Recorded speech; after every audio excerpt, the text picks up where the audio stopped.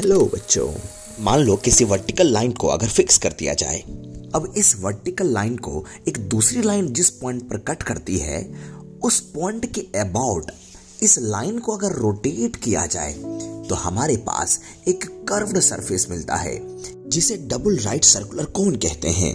Double right circular cone consist of two cones joint at a fix point called vertex of cone. जो line vertex के about rotate करती है उसे हम generator line कहते हैं, हिंदी में इसे जनक भी कहते हैं। और वर्टिकल लाइन को हम एक्सिस कहते हैं। यहाँ एक्सिस और जनरेटर लाइन के बीच का एंगल कांस्टेंट होता है और जो कोन का बेस होता है वो सर्कुलर होता है। And it's axis is always perpendicular to the centre of the base from vertex. Perimeter of the base is known as directrix. हम इसे जो पेरीमीटर होता है उसे हम डायरेक्ट्रिक्स कहते हैं। कोन के कर्व्ड सरफेस एरिया को नैप्स कहते हैं।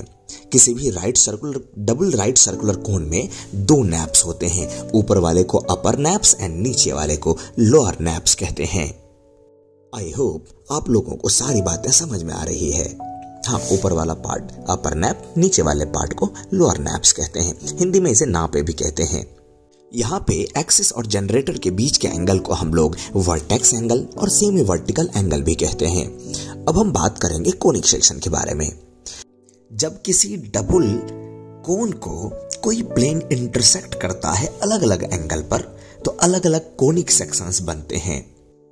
कोई भी प्लेन किसी भी डबल कोन को चार तरीके से कट करता है। हमारा पहला कोनिक सेक्शन है इलिप्स।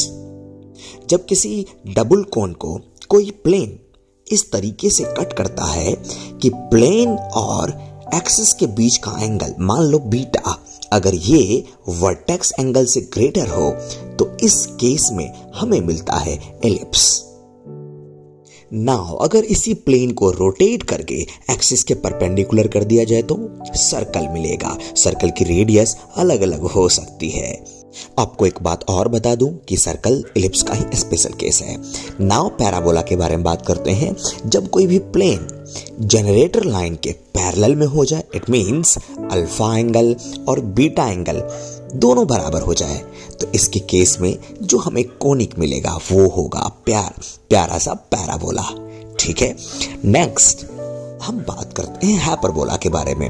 हाइपरबोला तब बनेगा जब प्लेन डबल कोन को इस तरह से कट करे कि वर्टेक्स एंगल से ये वाला एंगल प्लेन और एक्सिस के बीच का एंगल बहुत बहुत स्मॉलर हो तो इसके केस में हमें जो मिलेगा वो मिलेगा हाइपरबोला। हाइपरबोला के केस में प्लेन दोनों नैप्स को कट करता है। यहां पे बीटा एंगल अल्फा से छोटा होगा।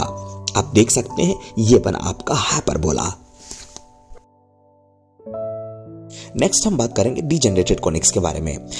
अगर मैं पुराने वाले केस में जहां इलिप्स बनता था उसी केस को कंसीडर करूं और प्लेन को जस्ट नीचे लाते वर्टेक्स को कट करूं तो इसके केस में हमें इलिप्स की जगह पॉइंट मिलेगा, पैराबोला की जगह स्ट्रेट लाइन मिलेगा और हाइपरबोला की जगह हमें मिलेगा pair of straight line. All these are known as degenerated conics.